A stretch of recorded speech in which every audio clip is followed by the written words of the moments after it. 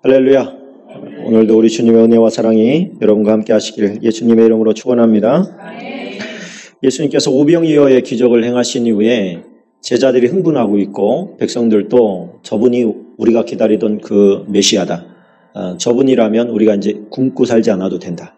먹고 사는 문제는 해결된다. 저분을 왕으로 삼아야 된다. 막 이런 분위기가 일어날 때 예수님께서 급히 서두르셨습니다. 제자들부터 일어나라. 빨리 일어나. 그래가지고 배 타고 건너편으로 건너가라. 이렇게 하십니다. 근데 오후 늦게 이제 사람들이 배고플 때 예수님께서 기적을 행하신 거잖아요. 그리고 밥 먹고 나서는 막 사람들이 흥분한 겁니다. 이제 저분을 왕으로 삼아야 된다. 그 왕으로 삼아야 된다라고 하는 좋은 그 분위기를 제자들이 즐기고 있을 때 예수님께서는 그 모습을 보시고 빨리 배 타고 건너편으로 가라. 보통 예수님께서 동행하시는데 동행도 안 하시고 너희들 먼저 가. 왜냐하면 예수님이 그 배에 오르는 순간 백성들은 전부 다 예수님 따라가려고 막 바다를 이렇게 육지로 돌아서 막 갈 거예요. 배가 부족할 거니까. 그러니까 예수님 거기 계셨어요. 그리고 제자들부터 보낸 거예요. 가라. 그리고 예수님 혼자서 이제는 백성들을 다 보냅니다. 보내놓고 예수님 혼자 산으로 기도하러 올라가셨어요. 기도하러 올라가셔서 그곳에서 기도를 하십니다. 그런데 그 오병이어 사건 전에 무슨 소식을 듣게 되냐면 예수님께서 요한이 죽었다는 얘기를 들어요. 요한이 목배임을 받아서 죽었습니다. 이런 이제 이야기를 듣고 오병이어 기적을 행하시고 제자들을 보내고 산으로 기도하러 가신 거예요. 요한의 죽음을 보면서 예수님의 죽음도 임박했음을 아마 느끼셨을 겁니다.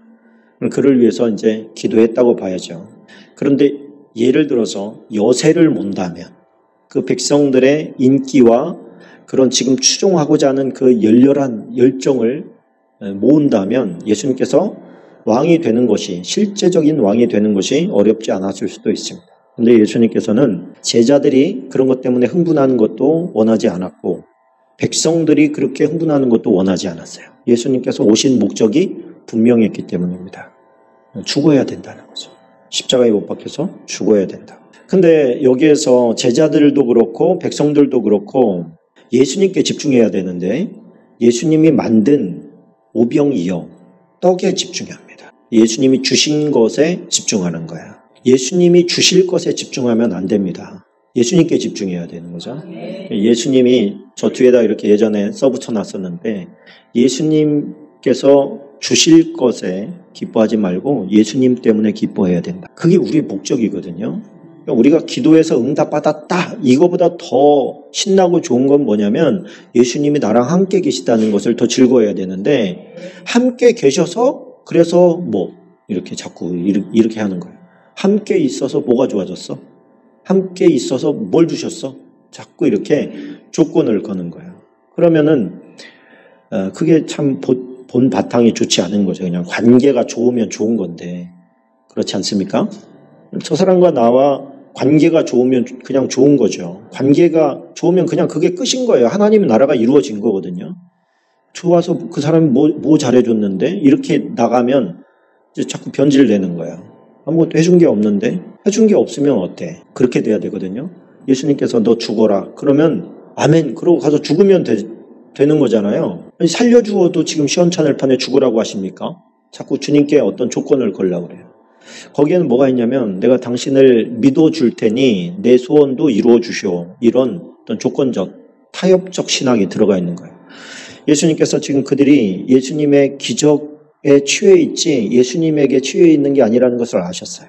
예수님은 우리에게 기도 응답을 해주십니다. 그러나 기도 응답을 통해서 뭐를 원하시는 거예요? 너랑 나랑 사이좋게 지냈으면 좋겠다. 그거거든요. 내가 너에게 네가 원하는 걸 해주는 것은 내가 그렇게 해주는 게 기쁘기 때문이야. 너는 이걸 주셨어. 그러고 여기에만 막 정신 팔려가지고 이러고 있는 게 아니라 이것을 주신 주님이 더 좋아야 되는 거죠. 거기에서 자꾸만 이걸 놓치는 거예요. 그러다 보니까 예수님께서 보냅니다. 제자들을 보내고 사람들도 다 보냅니다. 새벽 3시부터 6시 사이가 됐어요. 그러면 밤에 떠났다고 했을 때 적어도 5, 6시간 동안 바다에서 지금 허우적거리고 있는 거예요. 바다에서 힘들어요. 그런데 그쪽 지역을 이렇게 올라가면 언덕배기에 올라가 보면 그냥 갈릴리 바다가 보여요. 쫙 보인단 말이에요. 그러니까 위에서 밑에가 24km, 옆에가 12km예요. 2,4를 딱 반으로 쪼개면 12가 딱 나오잖아요. 2,4, 10이에요. 그러니까 위에서 이렇게 보면 크긴 하지만 그래도 바다의 날씨 같은 거는 다 보여요.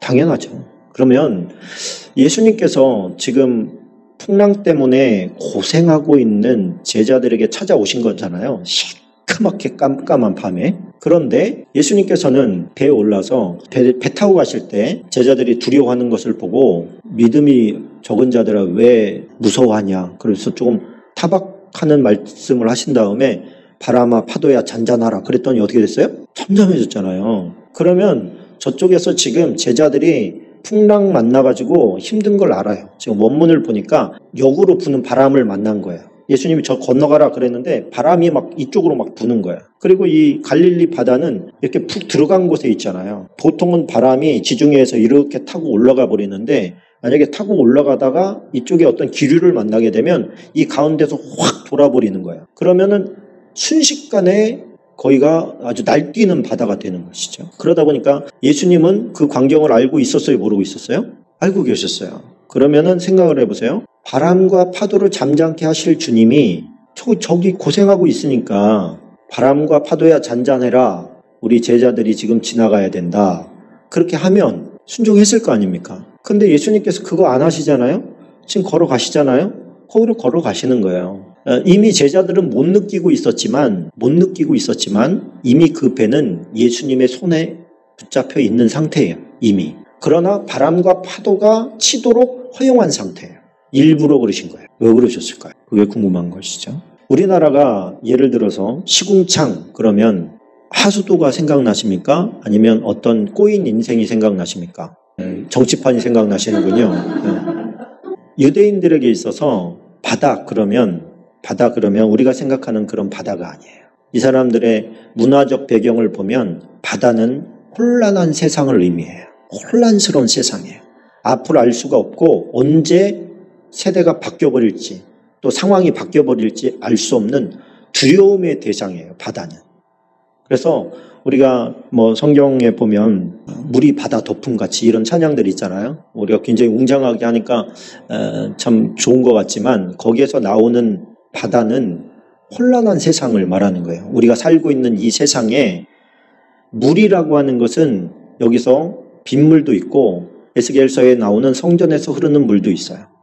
이 물은 생명을 상징합니다. 유일한 물 예수 그리스도를 상징하는 거예요.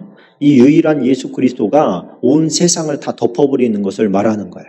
그래서 여기서 말하는 물이 바다를 덮는다는 것은 예수 그리스도를 아는 지식이 온 세계에 꽉 찬다 그런 뜻을 가지고 있는 거예요. 그래서 무질서하고 혼란스럽고 염려 가득한 세상이 앞을 알 수 없는 세상이 예수 그리스도의 통치를 받게 되는 세상으로 바뀐다. 그런 의미를 가지고 있는 거죠. 근데 이 사람들이 지금 있는 곳이 어디예요? 바다에 있는 거예요. 바다인데 앞이 보여요? 안 보여요? 안 보여요. 밤이거든요. 한 시커먼 밤이에요. 풍과 몰아치는 밤이니까 얼마나 더 어둡겠어요. 두려웠을까요? 두려웠죠. 그러니까 예수님께서 두려워하지 마라. 그렇게 하신 거예요. 두려웠으니까. 너무너무 두렵죠. 너무너무 두려운데 그 상황은 누가 알고 있다고요? 주님이 알고 계셔요. 이미 주님이 알고 그 상황을 허락하신 거예요. 그런데 제자들 입장에서는 그러면 예수님 참 못된 거죠. 어떻게 알면서 저렇게 다 이 고생을 하도록 내버려둬 두시냐? 이렇게 접근이 가능하잖아요. 그런데 이 제자들이 예수님이 그 상황 가운데서 미친 베드로가 나 좀 예수님이면 걷게 해주시오 이런 고백을 하잖아요. 정신이 나간 거잖아요. 제정신이 아니에요 지금. 거기를 왜 걸어야 되는데. 걸어야 될 이유가 있어요 없어요? 이유가 하나 있어요. 그렇죠. 거기 예수님이 계시니까 빨리 가고 싶은 거죠. 그 말도 안 되는 요청이 현실이 됐어요.